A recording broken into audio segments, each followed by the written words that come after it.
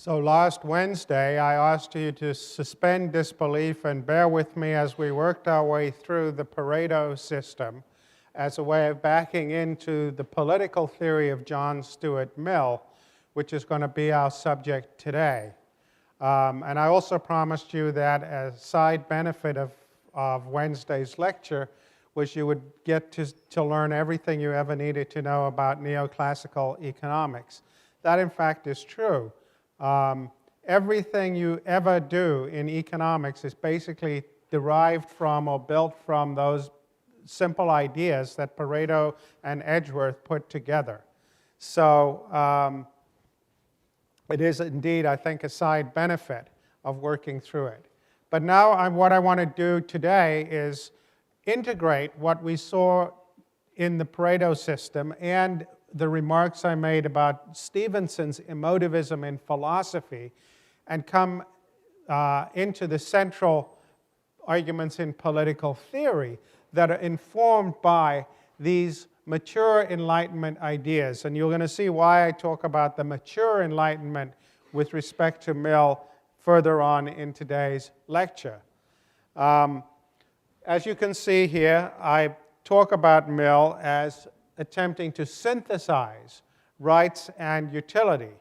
And you might think, well, okay, how's he going to do that?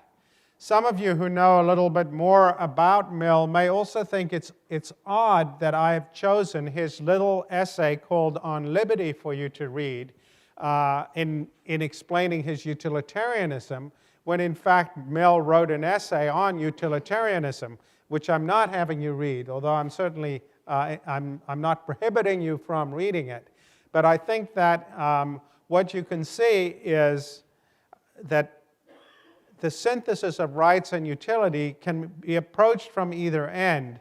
And I'm going to approach it from the rights end, at least initially, and then we'll worry about the utilitarian end of things later. But I think Mill's basic view is whether you start to develop a fully satisfying conception of individual rights or whether you start to develop a fully satisfying conception of utilitarianism, you're going to end up incorporating the other one of those two into your account. Let me tell you a little bit about who John Stuart Mill was.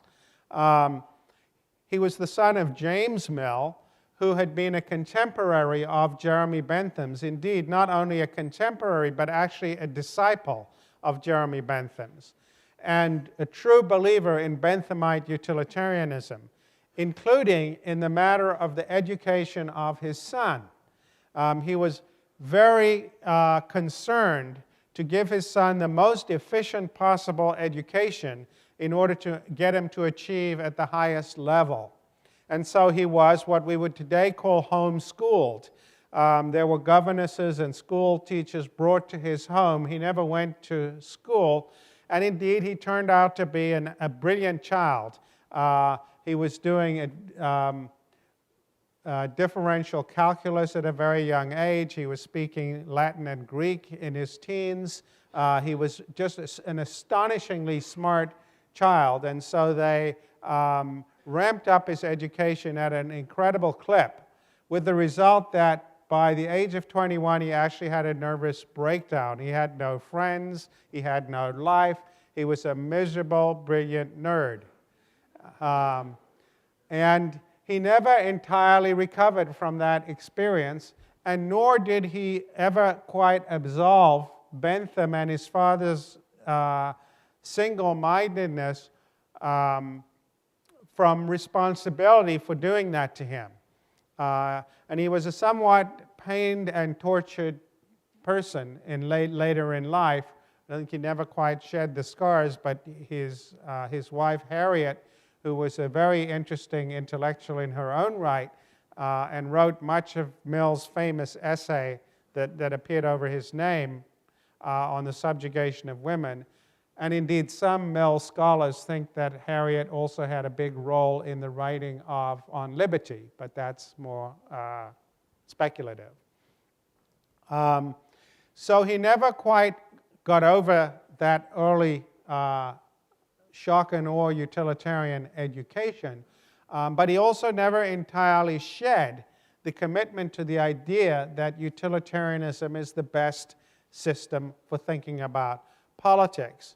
At one point he says, I do endorse utilitarianism, but only in the largest sense of man as a progressive being. And we'll come back to what that might mean as we proceed. So Mill does have one useful characteristic in common with Bentham. I think it's the only one. As I said, that Bentham is one of these monomaniacal people, and what makes him useful to us is he takes an idea and runs with it to the absolute extreme, and that's useful because you can see its assumptions in a very sharp and stark light. Mill is somebody who's aware of the infinitely complex nature of human existence and is not a Johnny One-Note in the sense that Bentham was. And you'll see this very quickly as we get into his argument. Nonetheless, he shares in common with Bentham the feature that he reduces his doctrine to a single paragraph. Just as Bentham did, it was the opening paragraph of his introduction to the principles of morals and legislation. With Mill, it comes about 12 pages in on the Hackett edition that you're reading. He says, categorically, the object of this essay is to assert one very simple principle as entitled to govern absolutely. Sounds quite unequivocal. The dealings of society with the individual in the way of compulsion and control. Whether the means used be the physical force in the form of legal penalties or the moral coercion of public opinion. That principle is that the sole end for which mankind are warranted, individually or collectively, in interfering with the liberty of action of any of their number is self-protection. That the only purpose for which power can rightfully be exercised over any member of a civilized community against his will is to prevent harm to others. His own good, either physical or moral, is not a sufficient warrant. He cannot rightfully be compelled to do or to forbear because it will be better for him, because it will make him happier, because in the opinions of others to do so would be wise or even right. These are good reasons for remonstrating with him or reasoning with him or persuading him or entreating him, but not for compelling him or visiting him with any evil in case he do otherwise. To justify that is to justify compelling him, the conduct from which it's desired to deter him must be calculated to produce evil, to someone else.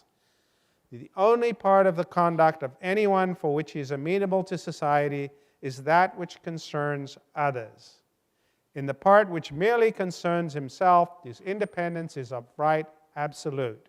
Over himself, over his own body and mind, the individual is sovereign.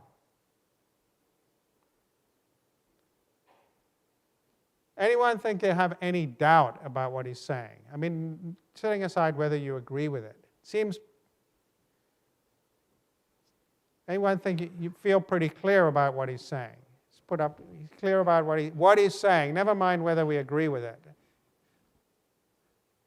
Okay, only one person feels clear. Who feels unclear about what he's saying? So we have one person who's clear, nobody who's unclear, and 136 undecided? Wow. I mean, isn't it clear? As I said, I'm not asking you whether you agree. It's just saying, unless you harm somebody else, you've got to be left alone. And the state must, A, leave you alone, and B, stop anyone else who wants to interfere with you. Harkening back to Bentham's point that the law should stay the hand of a third party. Right? That's what he's saying here. Yeah? It's not rocket science. It's very direct. Okay, so that's what he's saying. you might say, well, okay. I mean, just to give you an example, he's saying, you know, if one of you comes to me at the end of this course and says, Professor Shapiro, will you write me a letter because I want to go to law school? And I say, well, you know, I've come to know you, and you've got a lot of good qualities and skills, but you're just not, you are not a lawyer. Trust me. I've been around a long time. You should not go to law school. The appropriate answer, Mill would say, is, well, thank you for your opinion. I'm not asking you to tell me what to do. I can plead with you. I can remonstrate with you. I can try and persuade you. But at the end of the day, if you say, well, thank you very much, but I'm going to law school, I run up at the end of, I shouldn't try to coerce you. And not only that, I shouldn't try and get others to put pressure on you, right? It's not only should you not be compelled, but we shouldn't try and coerce you with the moral force of public opinion. We shouldn't start telling lawyer jokes to make you feel bad, right? So we have to respect the autonomy of the individual. Complete opposite, at least going in, from where Bentham starts, right? And one of the things you should see from this, and you should be starting to go through your mind, is that there is a deep structural identity between Mill's harm principle and the Pareto principle that we discussed last time. I'll come back to that later. But there's a basic structural identity between those two things. Now you could say, okay, so Mill is saying respect everybody's rights. This is a strong theory of individual rights. Unless somebody's harming somebody else, they have to be left alone, and the state has to make sure that they're going to be left alone. Fine, that's a theory of rights, but what does this have to do with utilitarianism, right? How does Mill get from protecting freedom of the individual through this robust doctrine of individual rights to the notion that we're going to maximize the utility in society?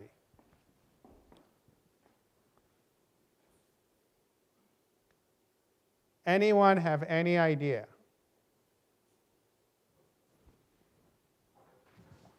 Anyone? Yeah. Yes, sir. Wait for the microphone.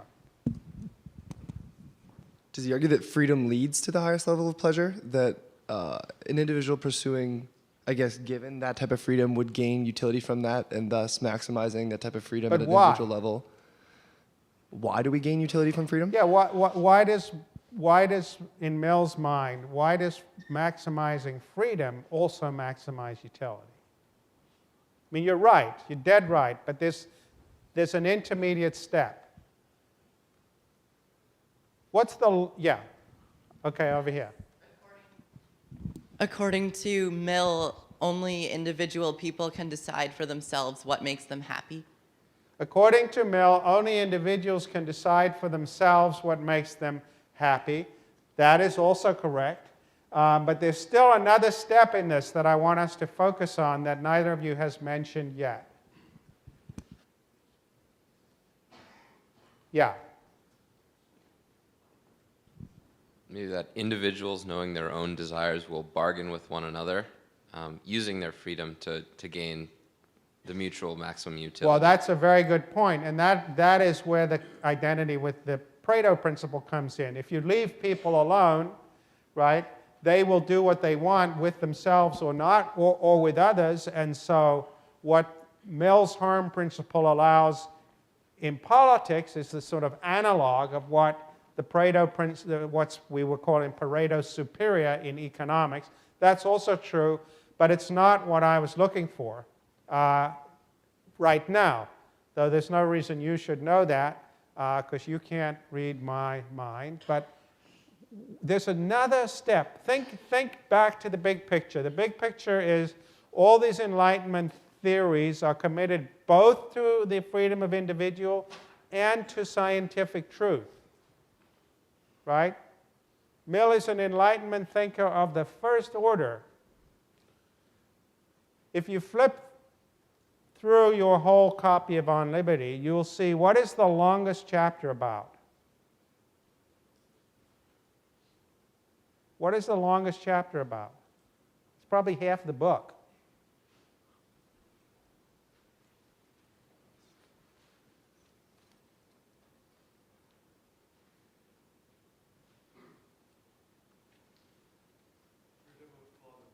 Freedom of thought and discussion, right. Freedom of speech. So, why is freedom of speech so important? Because Mill thinks that is the path to the truth. Freedom of speech is the path to the truth. Now, I want to spend a little bit of time on this because it's really important. It's really important for two reasons. The first is you're going to see a very different conception of science informing Mill's work. Remember back to our discussion of the early Enlightenment, of Hobbes, of Locke, of Bentham, that truth was equated with certainty. Remember, the 17th century people had this weird root to this because it wasn't what we think of as a priori truths, but things that were a product of wills and all that, right? But the early Enlightenment idea of science is to find certainty, right? Cartesian doubt, remember, is looking for propositions that cannot be doubted, things that can be known with certainty. Mill is a fallibilist. Mill has a much more modern conception of science, the one that you intuitively have, which says, first of all, that all knowledge is corrigible. All propositions have to be evaluated by reference to evidence and the scientific method, and we could always be wrong in doing that, in our attempts to do that. So a very important move in the history of the philosophy of science in this regard was to move away from talking about what philosophers use the word verificationism, proving that a scientific theory is correct, and instead starting to talk about falsificationism, proving that it hasn't yet been falsified. And so any of you who takes a statistics course in the social sciences will know what you have is a hypothesis, an empirical hypothesis, saying, you know, high tax rates cause high tax rates lead to inflation.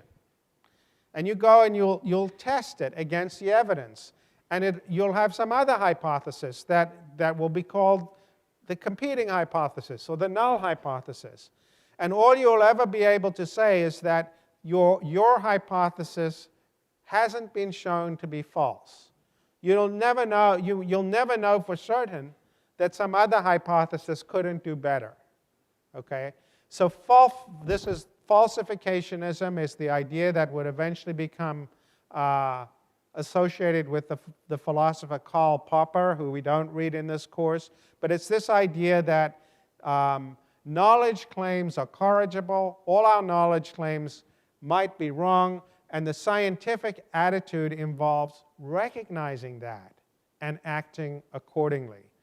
So it's the mature Enlightenment conception of science means you have to be committed to finding the truth as an ongoing quest. And this is really important for Mill. Okay? So freedom of speech is really important for Mill as a path to the truth. As the path to the truth. Now that's one reason it's important. The second is that Mill injects into a desirable political system the importance of argument, arguing. And this is going to come up again and again in the course, particularly in the last section when we get to democratic theory. When I say Mill talks about the importance of argument, this is very different from deliberation. It's not the idea that we should all get together and hold hands and sing Kumbaya and see what we can agree about. That's the sort of deliberative ideal, right? Deliberation. Argument is, how many here have seen Prime Minister's Questions on TV, right? That's argument, okay? Or Crossfire, the TV program. That's argument where people hurl the best criticisms they can come up with against the other side. It's not surprisingly where Mill is often held to be responsible for the metaphor of the competition of ideas. These are two very different models of the role of speech in politics. Just to give you an example of what's at stake here, there's a lot of experimental work that's been done by social psychologists on this question. So suppose there's a field, and in the middle of the field there is a cow. And we're all standing around the field, looking at the cow. And the question is, what does the cow weigh? And think about two ways of tackling this question. One would be that we all discuss, what do you think the cow weighs? What do you think it weighs? And we eventually reach some agreement upon what we think the cow weighs, and we go with that number. The second approach would be to say we don't talk to each other at all. Each of us looks at the cow and makes our own best judgment about what the cow weighs. We add them all up and divide it by the number of people. Which method do you think is more likely to get the weight of the cow accurate? How many people think the deliberative method? Hands up for the deliberative method. Okay, it looks like about a third of you. How many for the non-deliberative additive method? Okay, so you win 2-1. Well, it turns out you're right. It turns out that the non-deliberative additive method gets the answer right almost exactly, whereas the deliberative method goes all over the place. Now, there's lots of speculation about why. Now, one reason could be, well, the trouble with the deliberative method is, it's going to lead people to listen to strong personalities or people who think they know more than they do. Leonid over there says, look, I grew up on a farm. Don't tell me about cows. I know everything there is to know about cows. What do you people know? And I say that cow weighs 1,500 pounds.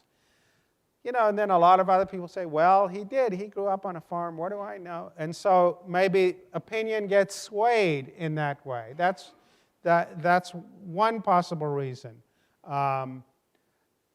People may copy what other people say just because they don't know, etc. But for whatever reason, and we could speculate, and when we come to talk about deliberative democracy later, we'll go into it more. I just wanted to flag this distinction that argument is not deliberation. Okay? And so when Mill talks about argument, it's rather this idea that everybody makes their own independent judgment. He wants our capacity to make that judgment to be strengthened, but that's not the same thing as deliberation. He wants us to have our own individual robust judgments and trust them. Okay? That is his ideal. And we should never, ever kowtow to the opinions of others. This is not a deliberative model. And indeed, Mill gives us 4 reasons for thinking that freedom of speech is important. For one thing, he says here, this is the point about fallibilism. He says, if any opinion is compelled to silence, that opinion, for all we might know, might be true. To deny that is to assume our infallibility. So science is not about certainty, it's not about faith, right? It's recognizing that whatever we say might be wrong. Secondly, though a silenced opinion be in error, it may, and very commonly does, contain a portion of the truth. And since the general or prevailing opinion on any subject is rarely or never the whole truth, it is only by the collision of adverse opinions. That's Prime Minister's questions. That is crossfire, the collision of adverse opinions, that the remainder of the truth has any chance of being supplied. Third, even if the received opinion be not only true, but the whole truth, unless it is suffered to be and actually is vigorously and earnestly contested, it will, by most of those who receive it, be held in the manner of a prejudice, with little comprehension or feeling of its rational grounds. That is, you don't want to only get the right answer, you want to get the right answer for the right reason. If you copy somebody's math assignment when you can't do the problem, you have the right answer, but you haven't got the right answer for the right reason. And not only this, but fourthly, the meaning of the doctrine itself will be in danger of being lost or enfeebled and deprived of its vital effect on the character and conduct. The dogma of becoming a mere formal profession, inefficacious for good, but cumbering the ground and preventing the growth of any real and heartfelt conviction from reason or personal experience. So you can say that Mill is, in some ways, what we would think of today as a libertarian. He's got this idea of freedom of speech. We should all be left alone to do as we like without interference from the state, except when the state stops others from interfering with us. Right? What Nozick will later call the night watchman state of liberal theory, this negative freedom, standard libertarian view. On the other hand, he's also a kind of romantic individualist. Right? He sees individual human flourishing. Somebody said here, the path to happiness. Everybody knows their own sources of utility. Nobody can tell you what makes you happy. This is the link to Stevenson we were talking about last time. I can't tell you what should be in your utility function. I don't know. No interpersonal comparisons of utility. That's the link to Pareto. So you can see in all of these fields, this move to, it's not mere subjectivism, it's the romantic celebration of subjectivism. Right? The full flourishing of your potential can only happen if you are allowed total freedom of speech, of anything you want to do, so long as you don't harm others. And this is important not just for your own individual utility function, but also because that's how society learns the truth. And truth is going to be important for the pursuit of utility. You need these tough-minded we should all be in, whereas for Locke we were all miniature gods who have maker's knowledge of our creation, for Locke we're all for Mill we're all miniature scientists.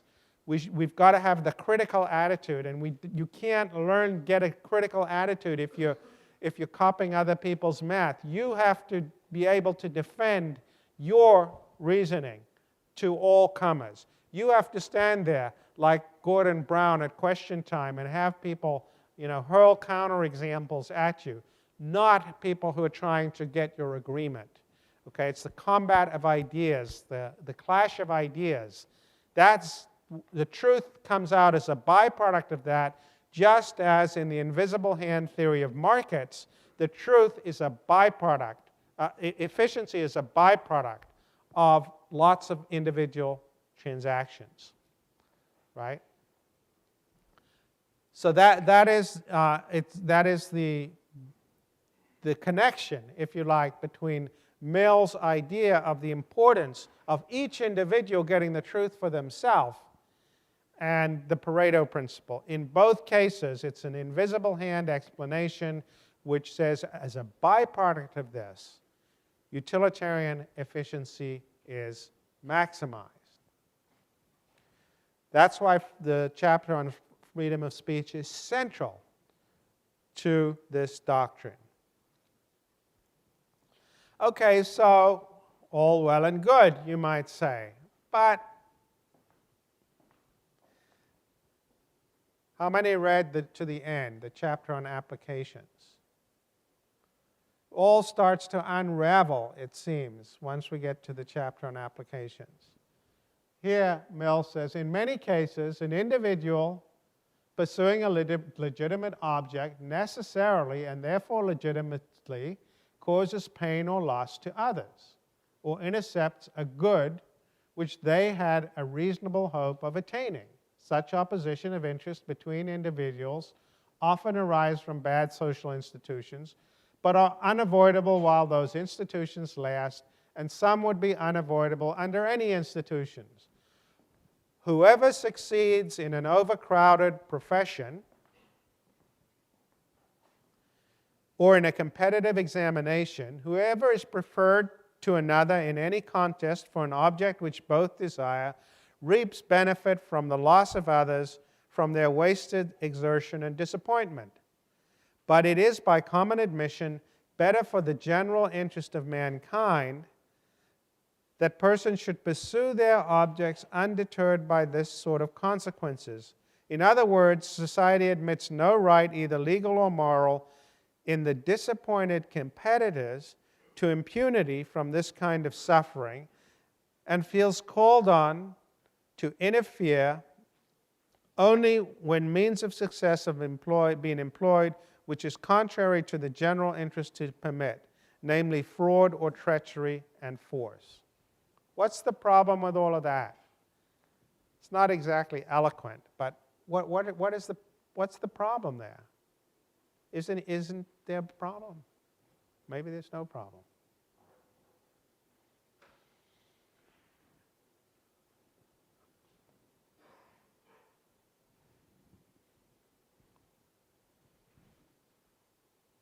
That's called a clue. What's the problem? Yeah. According to this, couldn't you reason that something like the Holocaust was okay if it's in the general interest of mankind or any kind of... Yeah. I mean, it's a big problem, right? I mean, didn't he say earlier on that people can't be coerced into accepting results just because the majority believes it? And he went out of his way. He went out of his way to say whether it's the actions of the majority or the moral coercion of public opinion. But here he's saying, but it is by common admission better that we have competitive exams. Of course the people who don't get the job are harmed, but it's too bad. Seems like a contradiction, no? Give another example. Again, trade is a social act. Whoever undertakes to sell any description of goods to the public does what affects the interests of other persons and society in general, and thus his conduct, in principle, comes within the jurisdiction of society. Accordingly, it was once held to be the duty of governments in all cases which were considered of importance to fix prices and regulate the process of manufacture. But it is now recognized, though not, love this passive voice, it is now recognized, though not till after a long struggle, that both the cheapness and the quality of commodities are more effectually provided for by leaving the producers and sellers perfectly free, under the sole check of equal freedom to the buyers of supplanting themselves elsewhere. This is the so-called doctrine of free trade, which rests on grounds different from, though equally solid with, the principle of liberty asserted in this essay.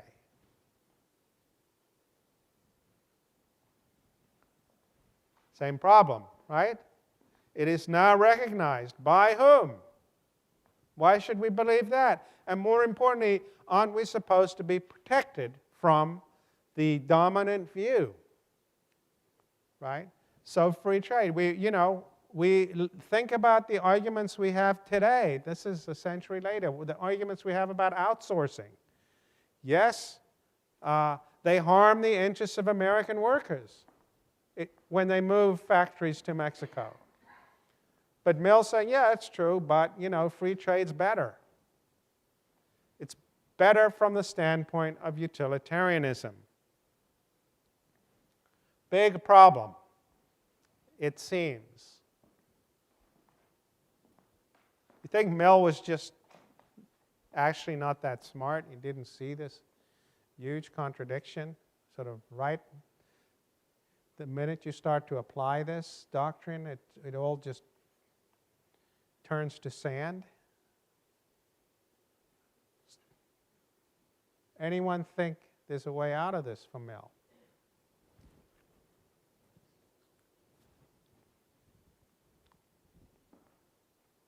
Well, people have been struggling with this ever since he wrote it, because it does seem to be a big problem. But on the other hand, the allure of this rights-utility synthesis is so great that people want to find a way to solve it. And I think this is how Mill thought about this. There's no contradiction at all.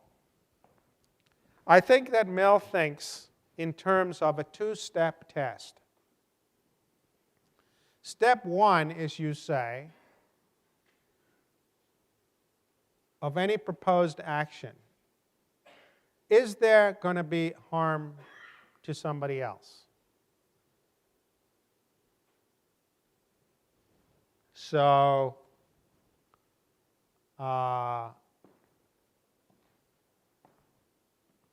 smoking marijuana, or in more, I guess, contextually appropriate at the time, prohibition.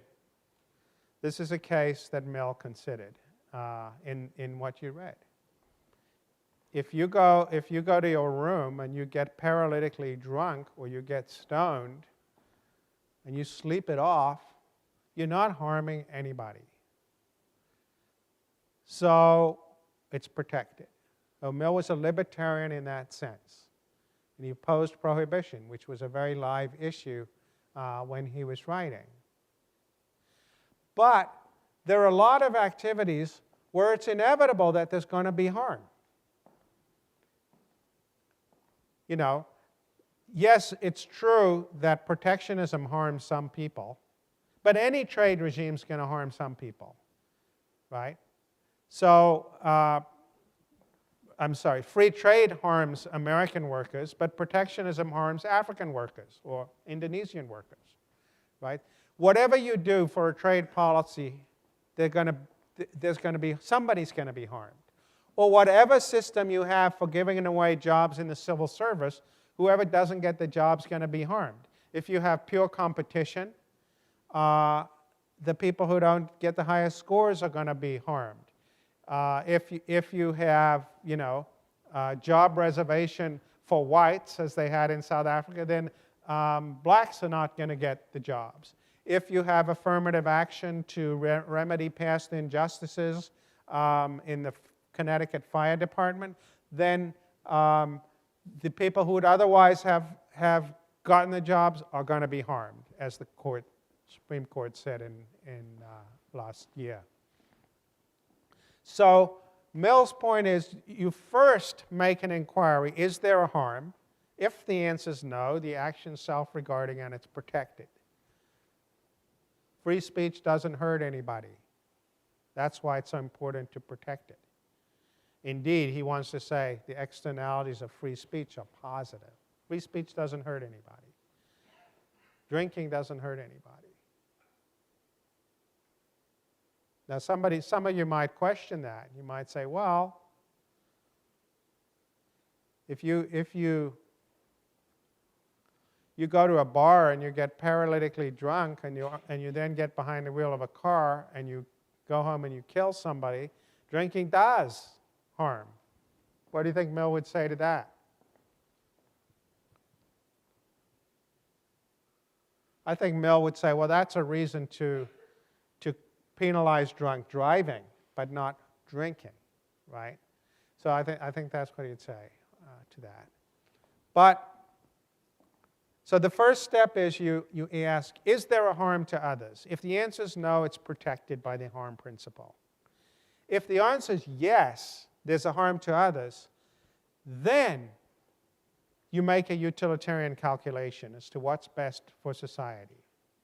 So if there's a harm to others, then you make the utilitarian calculation. And that's why it's important to have good science. Because when you make the utilitarian calculation, you want to bring the best scientific knowledge to bear on making that calculation. He doesn't trust majority opinion, right? He wants to say free trade is better than protectionism. We now know that as a matter of economic science when he was writing. If somebody could come along and show that there's something other than free trade that would be even better, then we would pick that. Okay, so it's not the case that he wants to say this is, infallible knowledge or known for all time, but for the moment, the best scientific judgment when I'm writing this book on liberty, Mill says, is that free trade maximizes utility. So step one, is there a harm? If no, it's protected. If yes, then you make the utilitarian calculation, and then it's important to have good science behind you, not majority opinion, right? And that's why freedom of speech is the pathway from liberty to utilitarian efficiency, and that's why all good things go together in Mill's account, and we can have this hunky-dory synthesis of rights and utility. Great, right? Now we're going to go more deeply into this question on Wednesday, whether it is all hunky-dory. Because, I've said now, well, there's a two-step test for determining harm. And that makes sense, and it makes the apparent contradiction go away. And I think it is the best reconstruction of what Mill wanted to say, even though he could have said it more clearly if he had come out and done that. Nonetheless, there's still the question of who gets to decide what counts as a relevant harm. I said you do the first stage, is there a harm? But just from the little example I gave of drunken driving and drinking, you can see that this might be problematic. One of the things I want to think you to think about between now and Wednesday is some other examples, such as prostitution. Does that involve harm to others or not? Okay, I don't want to answer that now. Just think about it. I want to ask you that on Wednesday.